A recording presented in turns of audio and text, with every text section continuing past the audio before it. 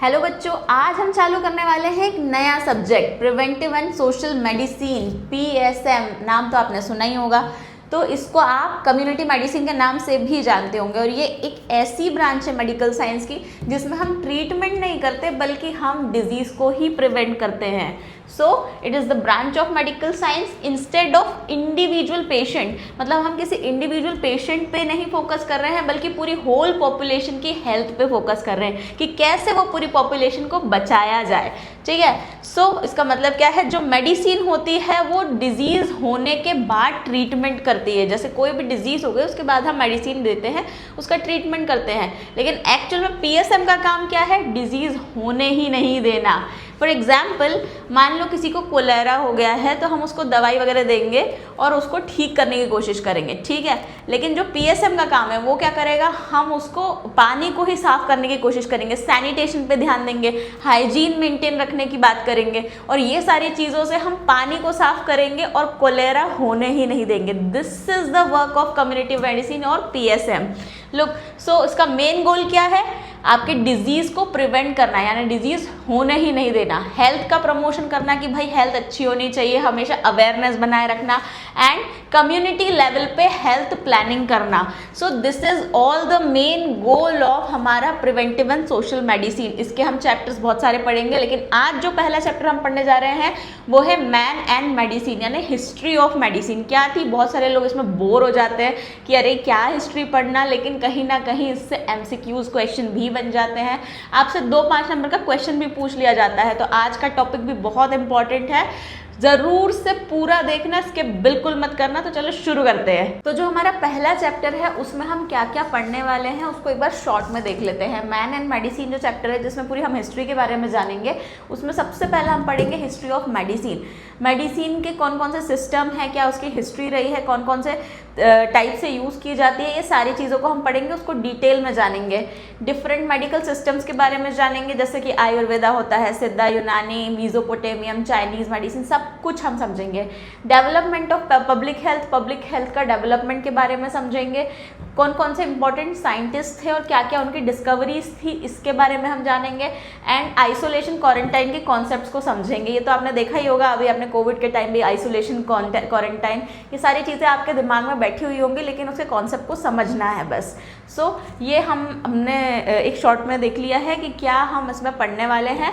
अब medical systems of Indian origin. भाई India का जो मेडिकल सिस्टम है वो शुरू से ही हमेशा डिफरेंट सिस्टम पे रहा है, डिफरेंट मेडिकल सिस्टम इसमें एग्जिस्ट कर रहे हैं इंडिया में, जैसे कि आयुर्वेदा, सिद्धा, यूनानी, ये तीनों ही सिस्टम को हम बहुत ही डिटेल में पढ़ेंगे। नेक्स्ट हम पहला पढ़ते हैं आयुर्वेदा। तो पहला सिस्टम समझते हैं हम आयुर्वेदा। भाई आयुर्वेदा तो हमारे इंडिया का लाइक पर्ल है, डायमंड है ना, हर कोई आयुर्वेदा पे ही स्विच कर रहा है आज के एरा में। तो व्हाट इज दैट आयुर्वेदा, ये 2 शब्दों से मिलके बना है, आयुर और वेदा। आयुर मतलब लाइफ एंड वेद मतलब साइंस, ठीक है। तो this is a science of life, हम अपने लाइफ के नॉलेज को गेन करते हैं, उसके साइंस को गेन करते हैं। सो 2 इंपॉर्टेंट टेक्स्ट लिखे हुए हैं आयुर्वेदा में, एक है चरक संहिता, एक है सुश्रुत संहिता। 2 आपने नाम भी बहुत पहले से भी सुने होंगे, शायद नहीं भी सुने हो तो आज आपको पता चल गया। एक है चरक संहिता, एक है सुश्रुत संहिता। चरक संहिता में मेडिसिन और ड्रग्स का डिस्क्रिप्शन किया गया है और अप्रॉक्स 500 ड्रग्स का डिस्क्रिप्शन उसमें मेंशन किया गया है, ठीक है। सेकेंड इज सुश्रुत संहिता। सुश्रुत संहिता सुश्रुत ने ही लिखी थी, जिनको फादर ऑफ इंडियन सर्जरी कहते हैं, क्योंकि उन्होंने ही सर्जिकल टेक्निक्स को डिस्क्राइब किया था। तो सुश्रुत संहिता इज रिटन बाय सुश्रुत, जो कि फादर ऑफ इंडियन सर्जरी थे, उन्होंने सर्जिकल टेक्निक्स दी थी। देन हम आयुर्वेदा में एक त्रिदोष थ्योरी पढ़ते हैं और ये सबको पता है भाई, सबने ही सुना है, वात पित्त कफ। ये जो त्रिदोष थ्योरी है ना, ये आयुर्वेदा का बिल्कुल बेसिक कॉन्सेप्ट है ना। तो हमारी बॉडी में ना 3 दोष होते हैं, वात पित्त कफ। वात मतलब वाइन, हवा, पित्त मतलब बाइल एंड कफ मतलब म्यूकस। जब ये तीनों ही बैलेंस रहते हैं तो हमारी स्टेट जो है, बॉडी की स्टेट नॉर्मल हेल्थ में होती है। तीनों में जरा सा भी इम्बैलेंस आया तो डिजीज हो जाएगी। And this is the basic concept of Ayurveda. अब हम बाकी के 2 इंडियन सिस्टम्स की बात कर लेते हैं। After Ayurveda there is the Siddha system and Unani medicine, ठीक है। सिद्धा सिस्टम सिद्धा का मतलब होता है अचीवमेंट, कुछ अचीव कर लेना, और ये मेनली कहाँ प्रैक्टिस किया जाती है, साउथ वाले एरिया में, हमारे इंडिया के साउथ एरिया में, यानी साउथ इंडिया या तमिलनाडु में ये वाली जो पद्धति है ये प्रैक्टिस की जाती है। इसमें पेशेंट के कुछ फैक्टर्स को कंसिडर किया जाता है, लाइक उनकी एज क्या है, मेल है फीमेल है, और उनका कॉन्स्टिट्यूशन क्या है, फिजिकल कॉन्स्टिट्यूशन मतलब उनकी तासीर वगैरह देखी जाती होगी, उनकी बिल्ट देखी जाती होगी, उनका चलने का स्टाइल, सारा कुछ इसमें आ जाता है। Then environment, in which environment they work, they live, कहाँ उनका क्या चीज़ें हैं, वो सारी चीज़ें देखी जाती है, ये सारे फैक्टर्स को देखा जाता है। यानी कि पेशेंट को जो है वो एक होलिस्टिक वे में ट्रीट किया जाता है, नॉट ओनली डिजीज़ की अरे ये हो रहा है, ये हो रहा है, ये हो रहा है एंड दवाई दे दी, नहीं, पूरे होलिस्टिक वे में आपको सिद्धा मेडिसिन के थ्रू उसको ट्रीट किया जाएगा। नेक्स्ट इज यूनानी। यूनानी एक्चुअल में ओरिजिन तो ग्रीस में हुई थी, ठीक है, एंड इसका बेसिक कॉन्सेप्ट है ह्यूमरल थ्योरी। ये मानती है कि हमारी बॉडी में 4 ह्यूमर्स होते हैं जिसकी वजह से, जिसके डिसबैलेंस से कोई भी बीमारी हो सकती है। क्या क्या ह्यूमर्स होते हैं, एक होता है blood, flag, yellow bile and black bile. ये चारों में अगर थोड़ा सा भी इम्बैलेंस हो गया तो हमारी बॉडी में डिजीज हो जाएगी, ठीक है। और जो पर्सनैलिटी टाइप है वो भी इन्हीं चारों से रिलेट किए गए हैं, like sanguine, phlegmatic, choleric and melancholic. ये इनका टेम्परामेंट्स होते हैं और उनका देखा जाता है कि मेंटल उनका कॉन्स्टिट्यूशन कैसा है। तो ये जो पर्सनालिटी है ये भी इसी पे डिपेंडेंट है, ये ह्यूमरल पे, जो हमारे 4 ह्यूमर्स होते हैं। तो this is all the concept of Unani and Siddha medicine.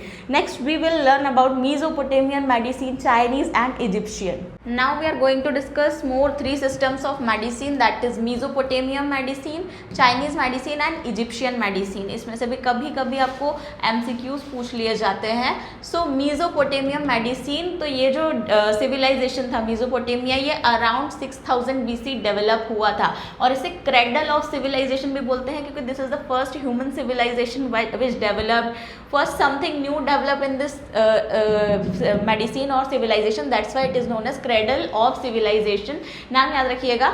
And here the important code, यहाँ पे एक इम्पॉर्टेंट कोड था, कोड ऑफ हम्मुराबी। यहाँ पे ये मेसोपोटामियन मेडिसिन में बहुत यूज़ किया जाता था, मतलब कि earliest law of conduct of physician के लिए सबसे पहला लॉ जो कंडक्ट किया गया था वो यही था, code of Hammurabi.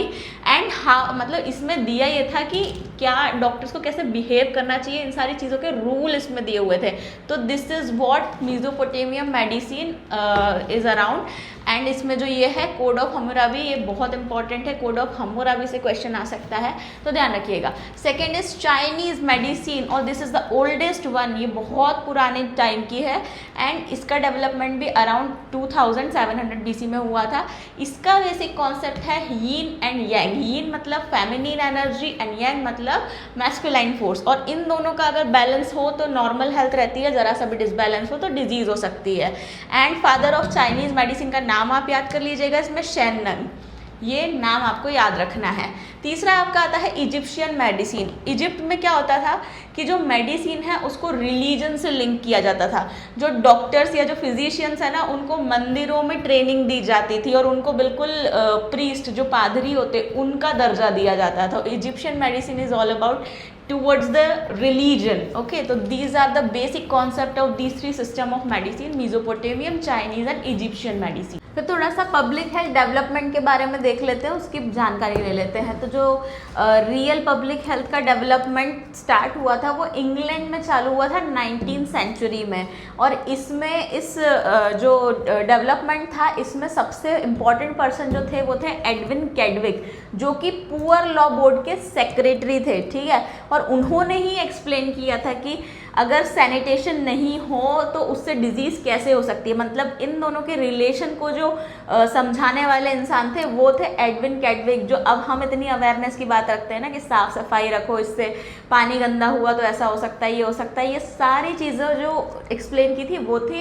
Edwin Chadwick, जो थे पुअर लॉ सोसाइटी के सेक्रेटरी, ठीक है, पुअर लॉ बोर्ड के।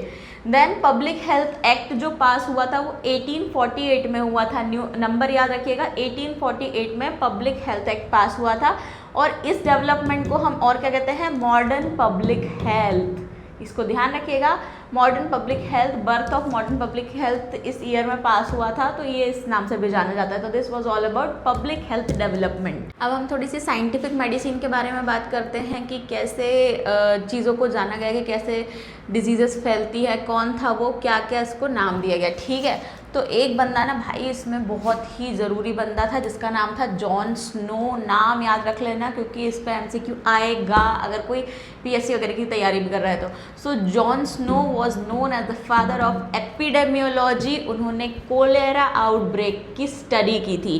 कहाँ की थी, कैसे की थी और क्यों उनका ऐसा नाम रखा गया। सो उस टाइम जो लोग हैं ना वो बिलीव करते थे कि कोलेरा जो है हवा से फैलता है। लाइक जो अभी हम सोच रहे थे ना कोरोना हवा से फैल रहा है, बिल्कुल उसी तरह उस टाइम लोग कोलेरा को सोच रहे थे कि कोलेरा जो है हवा से फैल रहा है। लेकिन जो जॉन स्नो थे उन्होंने प्रूव किया कि भाई जो तुम कंटेमिनेटेड वाटर पी रहे हो ना उससे कोलेरा फैल रहा है।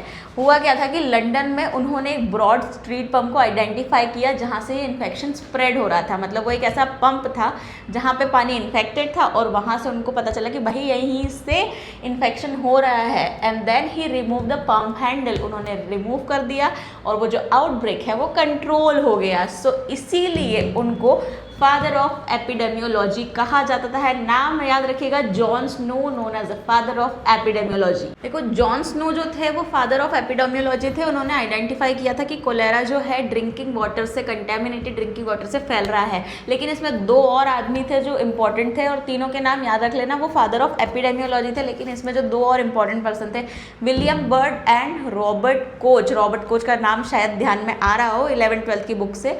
सो विलियम बर्ड जो थे इन्होंने, जैसे कि जॉन जो थे उन्होंने बताया था कि हाँ ये ड्रिंकिंग वाटर से फैल रहा है, लेकिन इन्होंने कंक्लूड कर दिया था कि जी हाँ कोलेरा जो है वो कंटेमिनेटेड ड्रिंकिंग वाटर से ही फैलता है। एंड देन रॉबर्ट कोच, उन्होंने आइडेंटिफाई किया उनके माइक्रोस्कोप से कि भाई इसमें है क्या, तो इसमें निकला विब्रियो कोलेरा जो कि कोलेरा का कॉजेटिव ऑर्गेनिज्म है। वो पानी में उन्होंने माइक्रोस्कोप के थ्रू चेक किया, उसमें उनको मिला एक कॉजेटिव ऑर्गेनिज्म जिसका नाम था विब्रियो कोलेरा। सो ये तीनों आदमियों के नाम याद रखना। अगर कोलेरा की हिस्ट्री में आपको पूछा जाए, हो सकता है आपको तीनों के नाम दे दिया जाए कि हु आइडेंटिफाइड द कोलेरा, तो आपको अगर तीनों नाम ले दिए और चौथा ऑप्शन दे दिया ऑल ऑफ दीज, तो चारों मत निकालना, एक ही नाम आएगा, that is Jon Snow. Identify उन्होंने किया था, कंक्लूड किया था विलियम बर्ड ने, और कॉजेटिव ऑर्गेनिज्म की जो खोज की थी इसके वो थे रॉबर्ट कोच। तो ध्यान रखिएगा इस चीज़ को। अब हम देखते हैं इंपॉर्टेंट ऑनर्स इन मेडिसिन। मतलब मेडिसिन की हिस्ट्री में कुछ लोगों को ना अलग अलग टाइटल्स दिए गए थे। जो इंपॉर्टेंट लोग हैं उनको निकाल करके मैंने आपके सामने ये रखा है।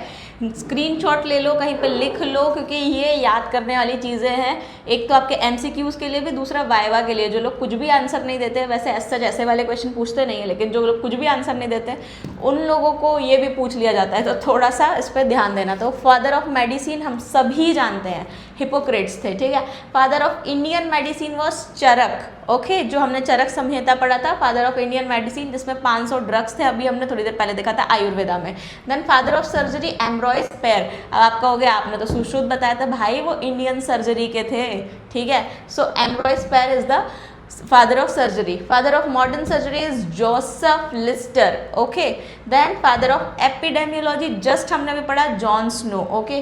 देन फादर ऑफ माइक्रोबायोलॉजी, शायद आपको याद हो, नहीं हो तो आई डोंट नो, अगर सेकेंड ईयर में आपने पैथोलॉजी वगैरह पढ़ा हो माइक्रोबायोलॉजी तो उसमें पढ़ा हो, Antony van Leeuwenhoek. And the father of bacteriology Louis Pasteur, ये भी बचपन से पढ़ते हुए आ रहे हो। फादर ऑफ जेनेटिक्स, अगर ये याद नहीं है तो भाई अभी वीडियो छोड़ के भाग जाओ, ग्रेगर जॉन मेंडल, ठीक है। And father of modern anatomy was Andreas Vesalius. इन सब के नाम एक बार याद कर लेना, बहुत इंपॉर्टेंट नाम है। अब कुछ इंपॉर्टेंट डिस्कवरीज थी जो आपको याद रखना ज़रूरी है कि किस किस ने क्या क्या डिस्कवरी की थी और क्या क्या उसमें बताया था, ठीक है। तो पहली आती है जर्म थ्योरी ऑफ डिजीज, शायद आपने बायोलॉजी में भी पढ़ा हो। ये आपको लुइस पास्चर ने दी थी। क्या बोला था कि जो डिजीज़ होती है वो माइक्रो ऑर्गेनिजम्स से होती है, ठीक है। दूसरा आता है फर्स्ट वैक्सीन, जो पहला वैक्सीन वर्ल्ड का था वो था स्मॉल पॉक्स का, ठीक है। एंड ये जो था ये एडवर्ड जेनर ने दिया था, याद रखिएगा। स्मॉल पॉक्स का वैक्सीन फर्स्ट वैक्सीन था जो एडवर्ड जेनर ने दिया था। फर्स्ट पोलियो वैक्सीन, पोलियो का हमने साग से याद किया था, मैंने अपने टाइम पे, आप भी याद रख सकते हो। PS पोलियो साग दैट इज जॉन साल्क, ठीक है। पेनिसिलिन फर्स्ट एंटीबायोटिक था भाई अलेक्जेंडर फ्लेमिंग, ये भी 11th क्लास में शायद पढ़ा होगा तुमने। एंड दिस जो डिस्कवरी थी it was serendipity, that is accidental discovery हुई थी। तो फर्स्ट एंटीबायोटिक थी वर्ल्ड की, वो अलेक्जेंडर फ्लेमिंग ने की थी पेनिसिलिन की। नेक्स्ट इज ब्लड ग्रुप की डिस्कवरी किसने की थी? कार्ल लैंडस्टीनर, ये भी इंपॉर्टेंट नाम है। एंड स्कर्वी का प्रिवेंशन किससे किया जाता है? ये जेम्स लिंड ने दिया था कि सिट्रस फ्रूट का जो रोल होता है वो स्कर्वी के प्रिवेंशन में बहुत अच्छा काम करता है। सो ये इंपॉर्टेंट डिस्कवरीज है, अगेन स्क्रीनशॉट ले लो या कहीं पर लिख लो, इंपॉर्टेंट चीज़ें हैं। अब भाई हिपोक्रेट्स जो हमारे फादर ऑफ मेडिसिन थे, इतने बड़े आदमी थे, उनके बारे में थोड़ा बहुत हमको पता होना चाहिए, ठीक है। तो हिपोक्रेट्स जो फादर ऑफ मेडिसिन थे, उन्होंने किया गया था, उन्होंने मेडिसिन को आपके रिलीजन और सुपरस्टिशन से अलग कर दिया था। पहले के लोग कैसे ना कि अच्छा भगवान का वो है, भगवान ने आपको वो दिया है, गुड विशेस दी है, या फिर भगवान ने पाप दे दिया है तो इस पर कुछ भूत चढ़ गया है, या एनी काइंड ऑफ पोजेशन है ना, तो उस चीज़ से आपके हिपोक्रेट्स ने मेडिसिन को अलग किया था। उन्होंने क्या बिलीव किया था कि जो डिजीज़ का रीज़न है वो कोई नेचुरल कॉज हो सकता है, हमारी बॉडी के अंदर कुछ चीज़ें आई हैं, मतलब कोई कॉज हो सकता है, लाइक जैसे कि कोलेरा का भी ये है कॉजेटिव ऑर्गेनिज्म, आपका विब्रियो कोलेरा, ऐसे कई सारी चीज़ें हो सकती है जो कि एक नेचुरल कॉज हो सकता है, कोई सुपरस्टिशन या रिलीजन रिलेटेड कुछ नहीं है। तो उन्होंने 4 ह्यूमर्स दिए का कॉन्सेप्ट दिया था, जो हमने यूनानी में भी देखा था, blood, phlegm, yellow bile and black bile, ठीक है। उन्होंने क्लबिंग ऑफ फिंगर्स को भी डिस्क्राइब किया था कि ये क्या होता है, इसीलिए उसको हिपोक्रेटिक फिंगर्स के नाम से भी जाना जाता है। ये सारे हिपोक्रेट्स की थोड़ी बहुत जो अचीवमेंट्स थी वो हमने देखी। देन पब्लिक हेल्थ डेफिनेशन जो हमने स्टार्टिंग में पीएसएम के देखा था कि एक्चुअल में क्या होता है, ये विंस्लो ने दिया था 1851 में। विंस्लो ने 1851 में पब्लिक हेल्थ डेफिनेशन दी थी। पब्लिक हेल्थ क्या है? It is the science and art of disease prevention. हमें डिजीज़ को प्रिवेंट करना है, डिजीज़ होने ही नहीं देना है। लाइफ लॉन्ग प्रोलोंगेशन, जब हम डिजीज़ को प्रिवेंट करेंगे तो अपने आप हम अपनी लाइफ स्पैन को बढ़ा रहे हैं। तो how to prolong our life span and health का प्रमोशन। अल्टीमेटली जब हम डिजीज़ को प्रिवेंट कर रहे हैं, अपनी लाइफ को लॉन्ग कर रहे हैं, मतलब हम हेल्थ को ही प्रमोट कर रहे हैं। तो ये सारी चीज़ें एक दूसरे से लिंक्ड है और वही है पब्लिक हेल्थ, ठीक है। ये एक ऑर्गेनाइज्ड कम्युनिटी के एफर्ट्स के थ्रू होता है, मतलब एक कम्युनिटी लेवल पे आप हेल्थ को इम्प्रूव कर रहे हो। जैसा कि मैंने स्टार्टिंग में बताया था, आप किसी इंडिविजुअल की बात नहीं कर रहे हो, आप एक पूरी कम्युनिटी की बात कर रहे हो। So it's all about public health definition. फिर एक इम्पॉर्टेंट चीज़ और आती है रेवोल्यूशन इन मेडिसिन्स। मेडिसिन के फील्ड में कुछ रेवोल्यूशंस भी हुए मेडिसिन की हिस्ट्री में। एक आता है स्टेट मेडिसिन, एक सोशलाइज्ड मेडिसिन, एक सोशल मेडिसिन और एक कम्युनिटी मेडिसिन। स्टेट मेडिसिन का जो सिस्टम है, इसमें जो गवर्नमेंट है वो फ्री मेडिकल सर्विसेज प्रोवाइड करती है। सोशलाइज्ड मेडिसिन में जो गवर्नमेंट है वो मेडिकल सर्विसेज भी प्रोवाइड करती है, प्लस मेडिकल एजुकेशन को भी कंट्रोल करती है।